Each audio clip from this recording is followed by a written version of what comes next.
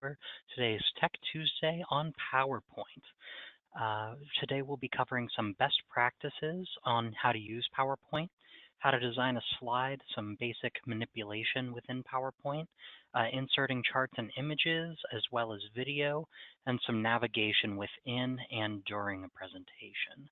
That includes how we're going to plan things out through here. So without further ado, let's get started.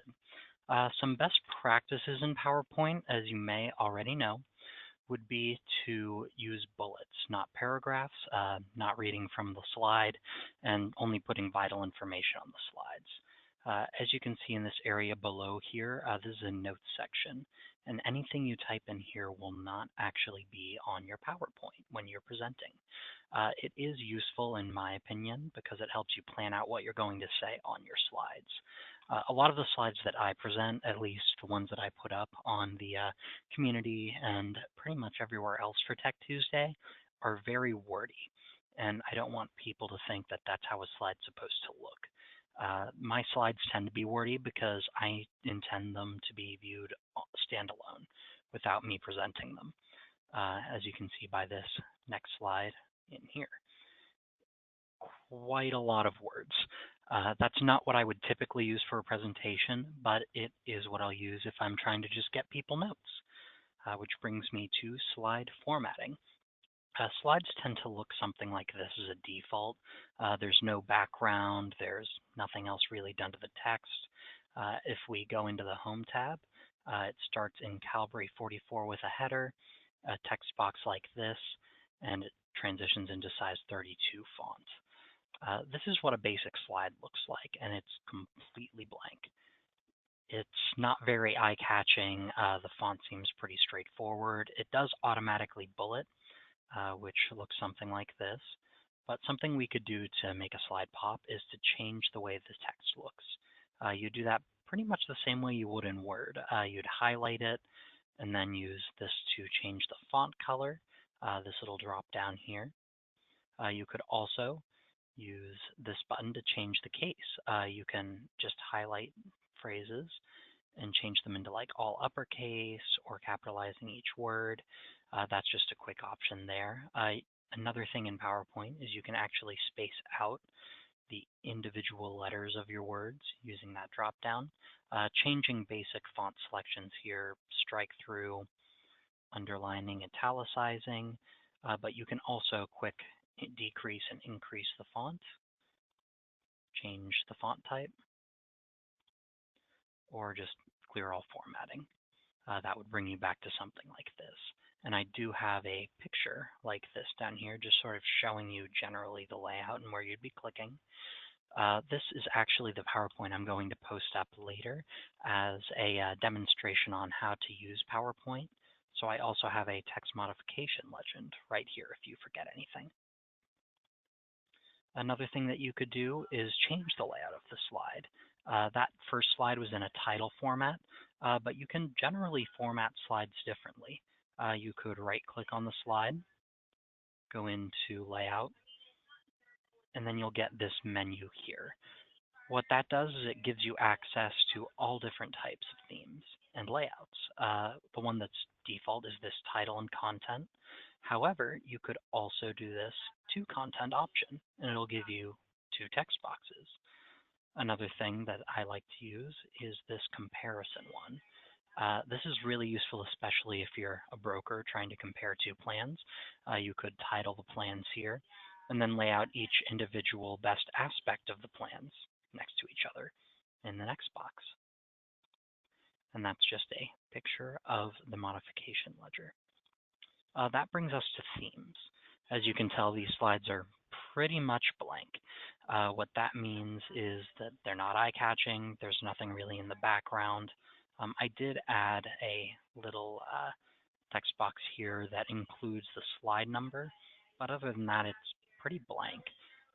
A way you could fix that is by adding a theme. To do that, you would go into the Design tab here and select one. On most of my PowerPoints, I use this theme here, which is the theme background for Cornerstone. We set that up custom, but you could do whatever you'd like for your theme. You could use one of these basic selections, or you can make your own. When you click on one of these themes, however, it does apply it to all slides above and below typically. The reason it's not doing that fully for ours is because our Cornerstone default template tends to take precedence. But that's how you would do it for all of them. To apply a theme specifically to a slide, you would right-click, go to Format, and you could format the background, picture colors, and other things through here. One thing you can do is you can actually set the background to a picture of your choice. You would do that by first getting to this Format Background screen, clicking on File, and then choosing a picture from the library. There aren't really any pictures in my library that I had ready to show you, but underneath my Tech Tuesday folder there might be, no, oh well. Sample picture will work. I like that jellyfish. So you select it, click OK, and it will change the background of the slide. Because we have this theme on right now that covers up the background, you can't see it. So let's change to that one. And now you can see the background picture. As I said before, that's how you access and change the slide backgrounds. But there are a few other things you can do in PowerPoint that I find useful. You can order your slides however you'd like. You could do that by clicking and dragging through the slide pane. And now slide ordering, as you can see, is before our default. Another thing you could do, actually, when you're editing this, is you can hide a slide. You would do that by right-clicking and then clicking Hide Slide there. What that does is it gives you a slide to sort of lay things out on and experiment with that won't be shown in your presentation. But I'm planning on covering all of these, so I'm going to unhide that. And what I did was I just right-clicked, clicked on that Hide Slide area right there. Another thing you can do is apply a custom transition to a slide. I would use this sparingly, but it is nice if you think your audience might need something to jolt them awake or draw attention to a particular slide. I personally don't like to use them in business settings. It's not considered very professional. But if you're giving a presentation to a client and you want to emphasize a slide, it might be a good option. Another thing you can do actually is apply text animations to your slides. Text animations are very similar to slide transitions, but they're actually applied to individual bullet points. The way you'd apply these specifically is by going into animation, and as you can see, these numbers have already appeared. That's actually the order that the text is going to transition in. I can actually preview that as well by clicking on this preview button under the Animations tab. Or if you want to just view what one is, just scroll over it without clicking.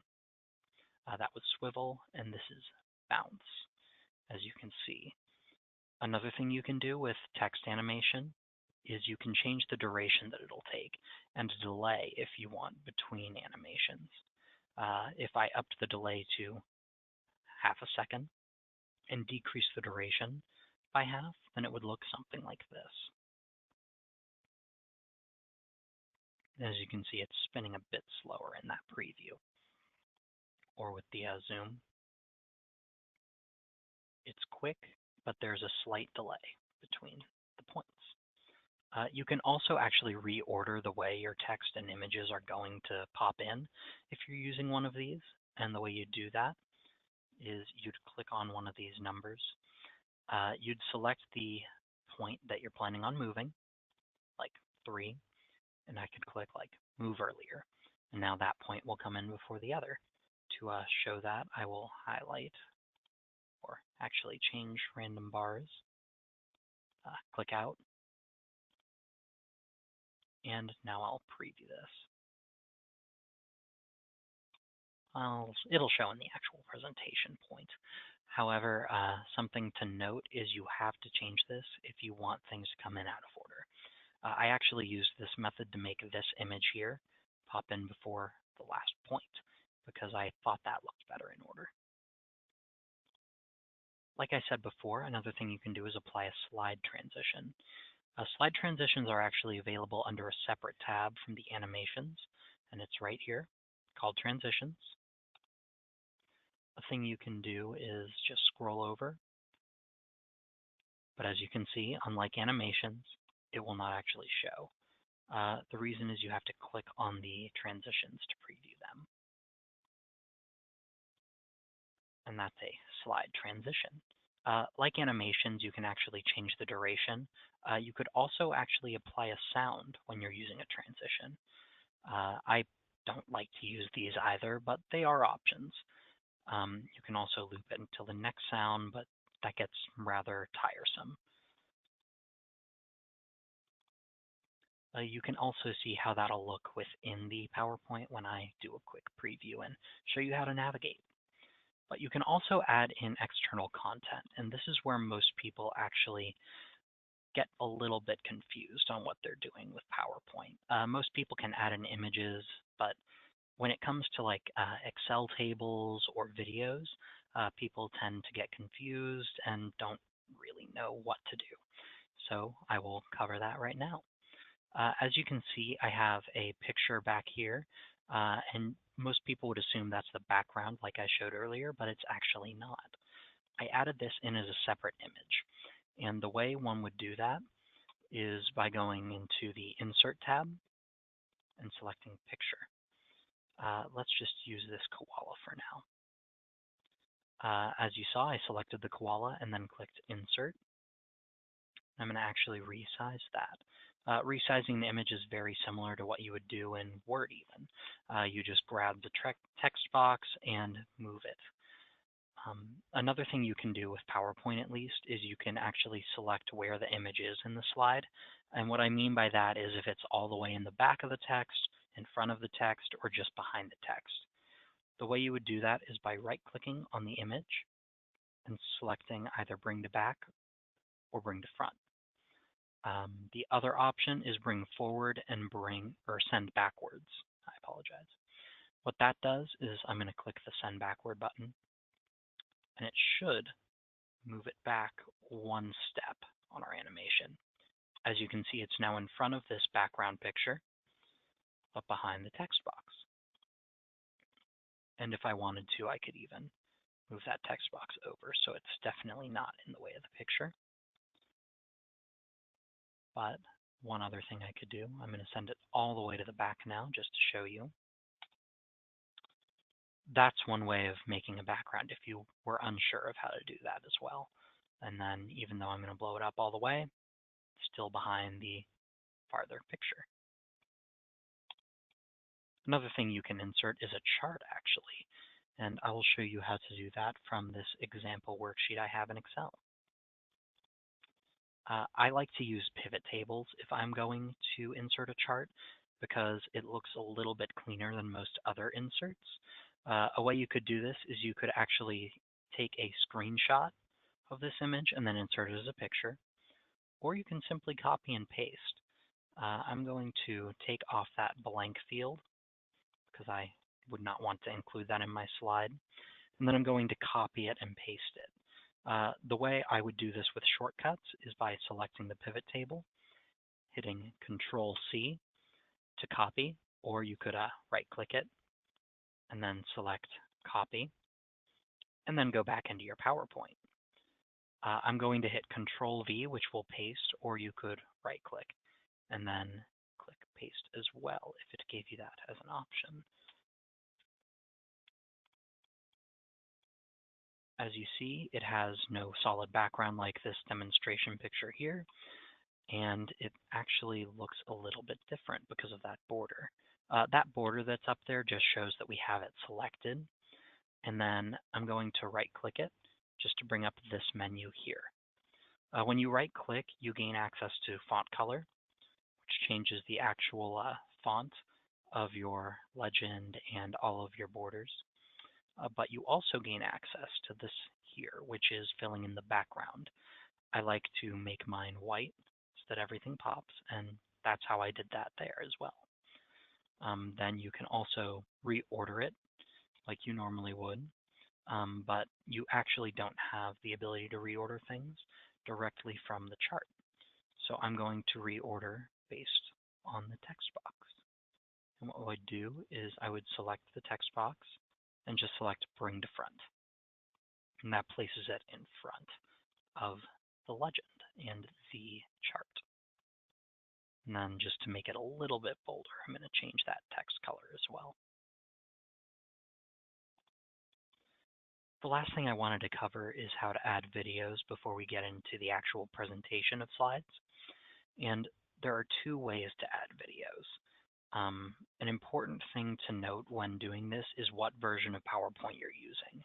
Here at Cornerstone, we use PowerPoint 2010, and that's what most businesses use, but it's actually a little bit out of date. I would recommend using PowerPoint 2013 and higher if you're planning on using many videos and images and inserts in your slides, mostly because before PowerPoint 2013 came out, the only file format that worked for inserting videos directly into your slides is WMV.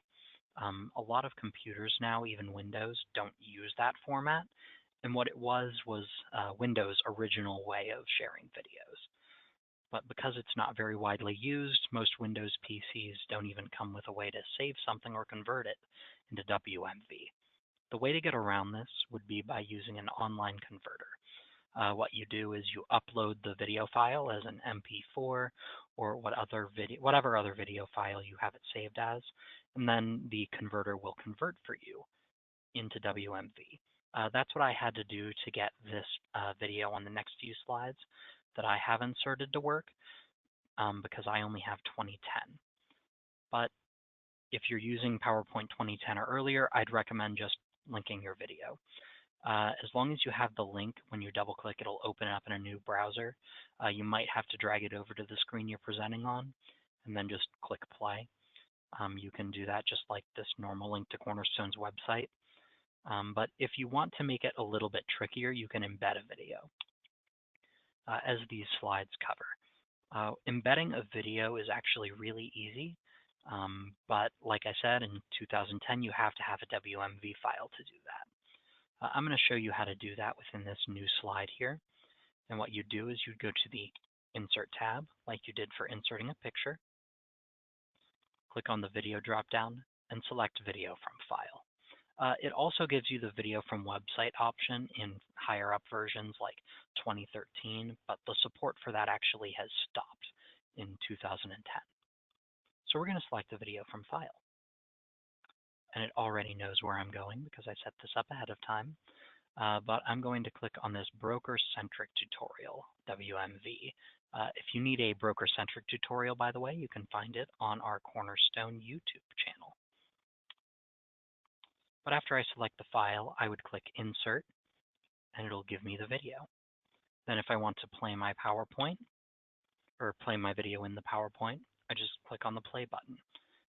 This normally has sound, but I have my sound muted on my PC, and it would play in your presentation like normal. Another thing you could do, though, let's say you only want a specific part of a video. As long as you right-click on the video, like this, you can change the size and positioning, but if you right-click on the bar down here, normally that works, but I can get to it from here. You would go to Trim Video or Format Video. Trim Video is easiest. This green bar here determines where the video will start, and this red bar here determines where the video will end.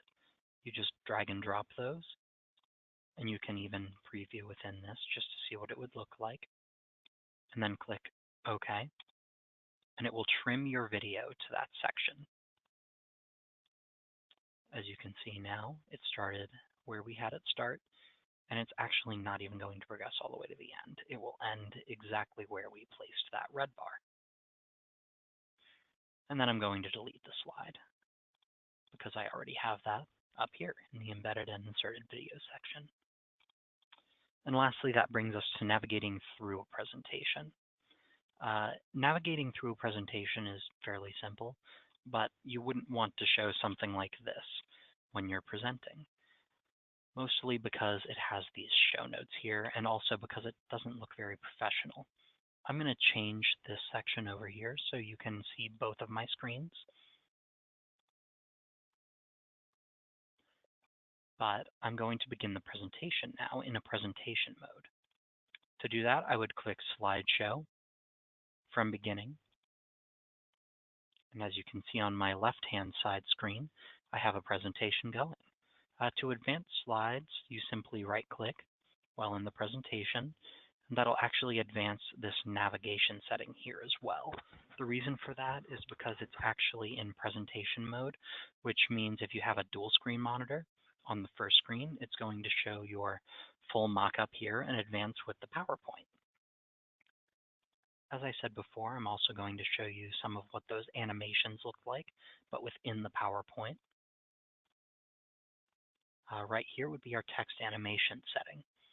When you have a text animation applied, to advance to the next part of the animation, you would simply click once, and the animation will run, but only for one of those numbered points. And that's number 2, and then number 3, because we reordered it. And then to skip through your animation, just double-click. If you wanted to go back a slide or move back one in your animation, you would click on this back arrow right down here. I don't know if you can see my cursor, but in the lower left-hand side of your full presentation, you have that option. Another thing you could do if you have a keyboard is hit the left arrow key, and that will move you back, and the right arrow key will begin your animations or move you forward. And here we have that full animation we applied to a slide transition. To end a presentation, you could advance all the way to the end, or you could simply hit the escape key. And that is how you would exit the full animation in navigation mode.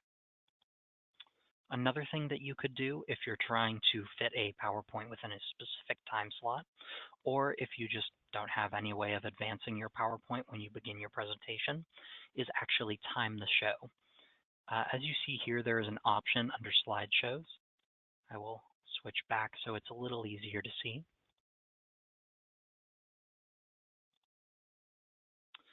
What you would do is you would click on this Use Timing section and then record your slideshow. What that does is as you navigate through the show in this mode, it will record the timings that you use on each individual slide, and then it will auto-advance the slides based on those timings if you have the Use Timings selected. I'm going to actually show this once again really quickly by going into that dual screen broadcast, and then beginning a show under Record Slideshow. It's giving me this notice here because I've already timed out this presentation, but we are going to select what you want to record before we begin. We're going to choose Slide and Animation Timings and hit Start Recording.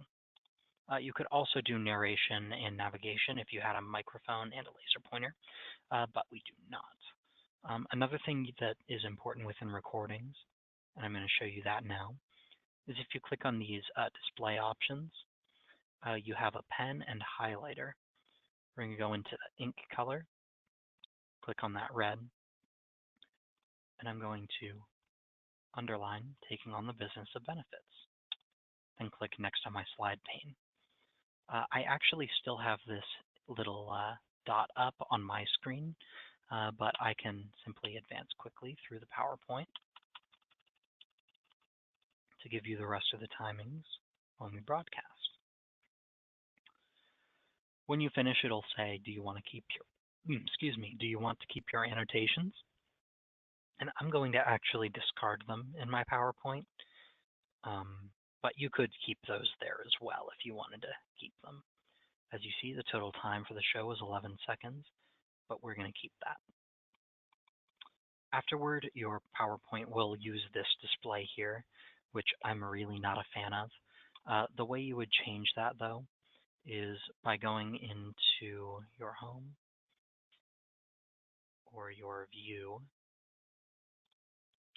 and clicking normal. And now we have this in the normal way. I'm going to actually begin this presentation one more time just to show you how things would go if you're using timings. Let's play from beginning and just watch what happens. As you can see, I stayed on this slide for most of the presentation, but after this, it should begin to advance automatically. If you're in a presentation like this and want to stop your auto advancing, hit back on the keyboard, or you would use your cursor to click back on the tab. However, the moment you progress your PowerPoint forward, the recording will begin and it will use those timings, at least for that slide and advancing to the end. That really concludes what I had planned on covering within PowerPoint. If you have any further questions or comments, feel free to share them in the chat in the question box here as well, or send me a quick email at tlevine@crnstone.com. I'm going to be staying on here for a few more minutes just to answer any questions, but if that's all, please have a great day and enjoy the rest of your time in PowerPoint. Thank you.